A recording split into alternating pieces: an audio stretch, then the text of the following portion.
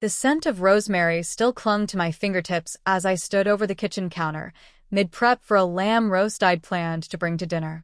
My hands moved automatically, guided by the comfort of a recipe I'd made so many times it lived in muscle memory. The hum of the refrigerator was the only sound in the house until my phone buzzed sharply against the granite countertop, a jarring, intrusive vibration that sliced through the quiet. I wiped my hands on a towel and reached for it. A text lit the screen. From Isabel. You're not invited to dinner. I don't want you here. Just that. Two short, brutal sentences, no greeting, no explanation, no hesitation. A digital dismissal. It arrived at exactly 4:17 p.m. on the very day I was meant to arrive. My chest tightened. I had paid for that dinner. Every dish, every ingredient, every detail. I had also paid the down payment for the house where the dinner was being held, the one in the Denver suburbs with the mountain view I'd only seen twice. I had cleared the hospital bills when their daughter Lily was born. I had funded their honeymoon, covered their groceries, even paid their Wi-Fi bill for 4 years. And now, just like that, I was told not to come.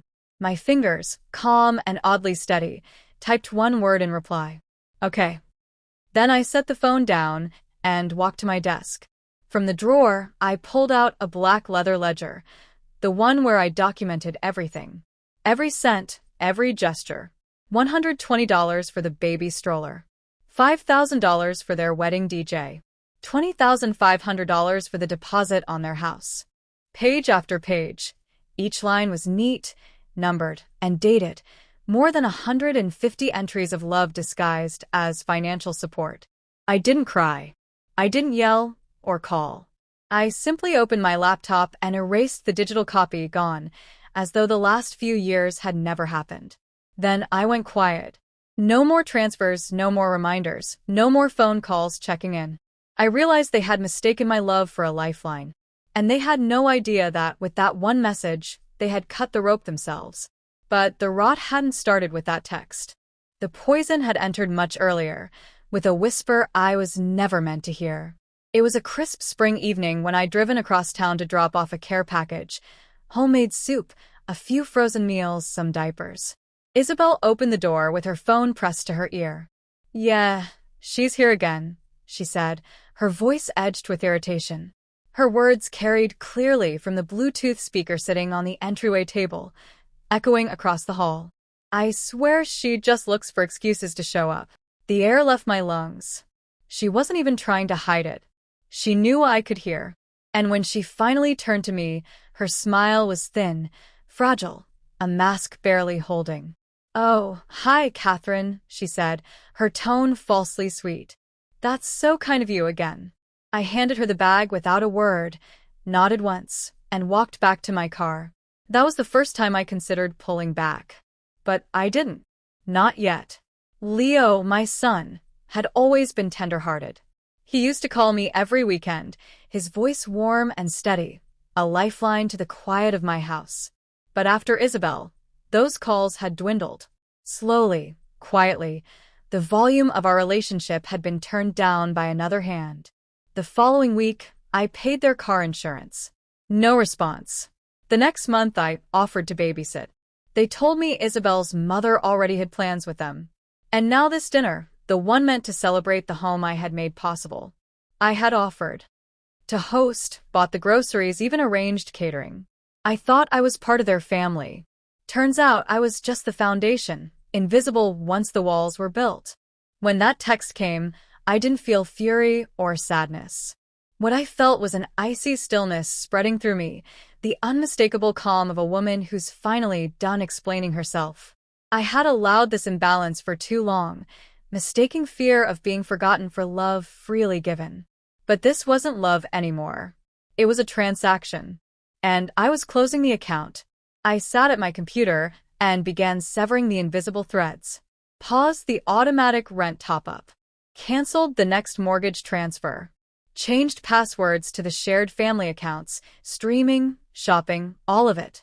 No email. No warning. Just silence. 2 days passed in the soft hum of solitude. Peaceful. Then the messages began. Hey, Catherine, did something happen with the rent check? Mom, Netflix isn't working. Did you change the password? Can you check the grocery card? It got declined. I said nothing, because silence, I had learned, is the loudest answer. By the fourth day, Leo called. I let it ring. Then again. And again. 66 missed calls later, my phone was still buzzing, but not once did he say sorry. Not once did he ask if I was okay. It wasn't me they missed. It was my money. Still, I wasn't finished. The digital traces might have been erased, but the paper trail, my ledger, remained intact. So I drafted a letter. A formal one. It listed every major payment, now framed as temporary loans, subject to recovery unless formally acknowledged as gifts. This wasn't revenge. It was respect, something long overdue. A week passed in silence before a new message appeared, this time from Leo. Mom, please talk to me. Isabel says you're mad because of a misunderstanding. A misunderstanding. The word burned. You're not invited to dinner. I don't want you here. How could anyone misinterpret that? Still, he was my son. The little boy who once promised to take care of me when he grew up. But that little boy was gone. In his place stood a man who watched his wife send that message and said nothing. He only reached out when the money ran dry. I typed back one word. Why? His reply came instantly. Why what? And that single clueless response told me everything. I didn't bother explaining. That night, I opened a small box tucked in my wardrobe, filled with memories. Leo's childhood drawings, a photo from his college graduation where he'd wrapped his arms around me, my smile wide with pride. When had that boy disappeared? Maybe the day I made his life too easy. Perfect white heavy checkmark. Here's part 2. Continuing seamlessly in the same tone and emotional depth, fully rephrased line by line with nothing omitted or skipped. Rephrase story, part 2. The next morning, my phone lit up with another message, this time from Isabel herself. Catherine, I'm sorry if what I said sounded harsh. We're just trying to set some boundaries now that we're in our new home. We need space to build our family without interference. That single word, interference, struck like a slap. My help was generosity when convenient, but intrusion when it no longer served them. I didn't respond. Instead, I printed a 6-page statement listing every financial contribution I had made on their behalf. Each entry precise and cold. I placed it inside a red folder, the kind I used years ago to organize household bills when Leo was still a boy. On top, I attached a handwritten note. Over the years, I have supported you both financially out of love. I never asked for repayment, only respect. That was taken from me. You are adults now. You have your own home. This is me stepping back. The enclosed records are not a bill. They are a lesson in how easily love is squandered when taken for granted. I will no longer finance my own disrespect. I slipped the red folder into their mailbox and drove home. By the time I parked, my phone was already vibrating nonstop. Calls, texts, voicemails piling up. I ignored everyone. For the first time in years, the silence surrounding me didn't feel lonely. It felt like release. Days passed quietly. A week later, I found myself painting again at a local art class, chatting with people my own age. I even took a spontaneous weekend trip to the mountains with old friends. The air tasted different, lighter. I began visiting my niece at her nearby college. We'd cook simple dinners together, laughing until our stomachs hurt. You're glowing, Aunt Catherine, she told me one evening as we cleaned up the kitchen. And she was right. I was glowing from the freedom of no longer forcing myself into places I wasn't truly welcome. Then came Leo's birthday.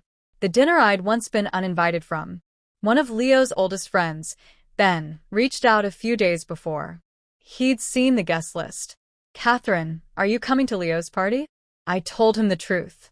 That evening, halfway through the celebration, laughter floated through the yard, until someone asked, loud enough for everyone to hear, "Hey Leo, is your mom dropping by later?" A flicker of tension crossed Isabel's face. Leo hesitated. She couldn't make it, he mumbled. Ben, standing nearby, raised his voice just enough to cut through the chatter. No, she wasn't invited. The laughter stopped. The party air grew heavy. Murmurs rippled through the crowd. A few guests stood, exchanged looks, and quietly left. One woman even retrieved the gift she'd brought and walked away. By the end of the night, only a handful of people remained.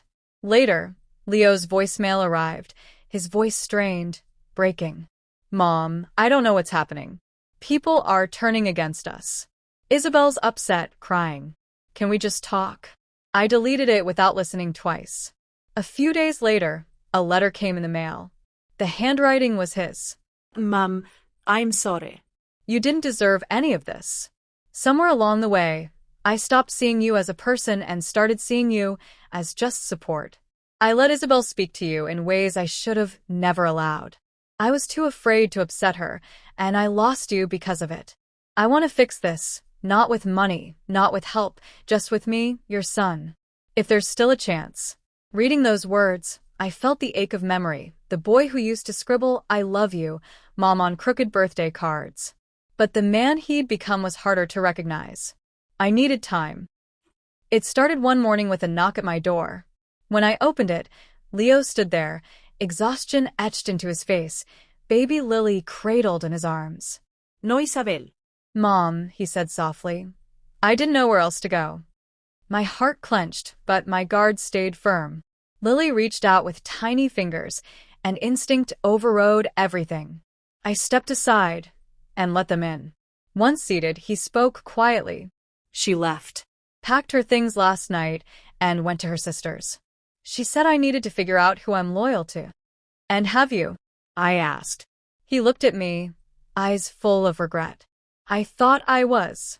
But the more I tried to keep peace with her, the more I lost pieces of myself and of you. He paused. "Mom, I know I let her disrespect you. I know I failed to stop it. You've always been the only one who truly had my back. And I miss you." There it was, the little boy behind the weary man. "You let me disappear from your life, Leo," I said softly. "I know," he whispered. "And now that she's gone, I remember you." "That hurts," I said quietly. Lily began to fuss, and Leo handed her to me. The moment she nestled into my arms, a calm warmth filled the room. Maybe this wasn't about punishment anymore. Maybe it was about letting him earn his way back. That night, after they left, I stood by the window, moonlight spilling across the floor.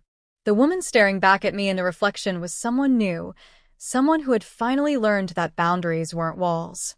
They were doors that only opened for those who truly respected them. A few days later, another text arrived from Isabel. "So, David's been staying with you? Good luck. Let's see how long that lasts." No question about Lily. No concern. Just bitterness. That was when I understood. She wasn't angry because Leo had left her. She was angry because I hadn't begged for her approval. I wasn't the desperate mother-in-law anymore. I was the one setting the limits. And for the first time, she was the outsider. I didn't answer. I simply took a screenshot and archived it. A few days after that, Leo returned with a small cardboard box. "I found this after Isabel left," he said quietly. Inside were printed messages, screenshots of her conversations with her sister. "I can't stand that woman. She acts like we owe her something. If Catherine thinks she can control our lives because she paid a few bills, she's dumber than she looks. Once the house is paid off, we won't need her anymore anyway." My breath caught. Leo's shoulders slumped. "I didn't know," he said. His voice broke under the weight of truth. I closed the lid. The pain was sharp, but it was cleansing, the kind of pain that clears fog from the mind. This had never been about one dinner. It was about years of quiet manipulation, a slow erasure of my place in their lives. And I had finally stopped it. "Mom," Leo said as he lingered at the door, "I know I've got a lot to make up for. But I'm here now. And I'm staying." I believed him. But belief and trust aren't the same thing. Trust has to be rebuilt, brick by brick. The weeks that followed were cautious, tender. He visited often with Lily. He didn't ask for money, just time. We talked. We cooked. He told me he'd started therapy, picked up weekend work to stay afloat. For the first time in years, he was trying to stand on his own. One morning, he came by looking uneasy. "I need your advice," he said. "Isabel filed for partial custody. She wants weekends, the house, and access to the joint account." It was an old tactic, control disguised as parenting. I walked to my filing cabinet and took out a business card. "Call this lawyer," I told him. "She's fair, sharp, and she doesn't get intimidated by people like Isabel." "Are you sure?" "I can't let you pay for this," he said. "I'm not," I replied calmly. "But I'll help you find the tools you need to fight your own battles." He met my gaze, gratitude softening his features. "Thank you, Mom. I'll take it from here." And he did. The court granted him joint custody. Isabel's financial demands were denied. In the months that followed, she began to fade, canceling visits, missing calls. She had wanted control, not responsibility. One evening, while tucking Lily into bed in the guest room, she whispered sleepily, "Grandma, sing the song." I smiled and hummed the same lullaby I once sang to her father. Her eyelids fluttered shut, and in that quiet moment, I understood the truth. This story had never been about loss. It was about inheritance, not of money, but of wisdom. It was about the courage to draw a boundary and the patience to see who would cross it with grace. About teaching the next generation what love really means: firm, gentle, honest, and always, always earned. Love wasn't about enabling weakness. It was about nurturing strength, even if the lesson arrived later than expected.